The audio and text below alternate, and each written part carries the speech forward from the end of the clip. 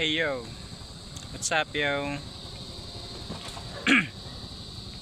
Nakakagimbal na dito sa bansa natin sa Pilipinas yung mga magnanakaw sa kaban ng bayan. Actually, matagal na issue na yung mga yan yung korupsyon.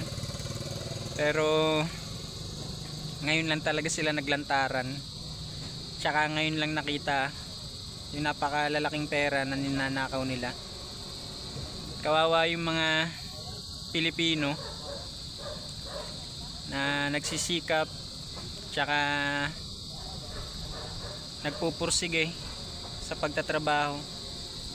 Ni ultimo mga malilit na bata kahit na bumili lang sila sa mga tindahan, kahit papaano nakakatulong yun sa pagbabayad ng buwis.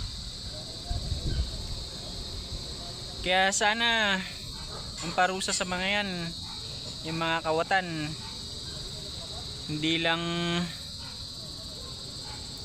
makulong, kundi sana putulan ng mga kamay, no?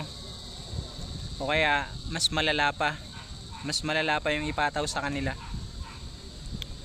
Grabe yung mga yun hindi lang makakapal ang mga muka, talagang maitim na mga puso at kaluluwa.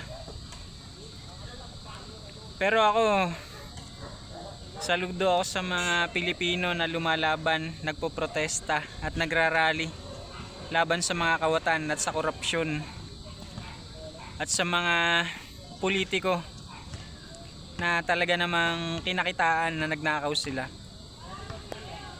Kaya sana mawala na lahat sila, no? Tsaka maging mapayapa na yung bansa natin. Salamat! Bye bye!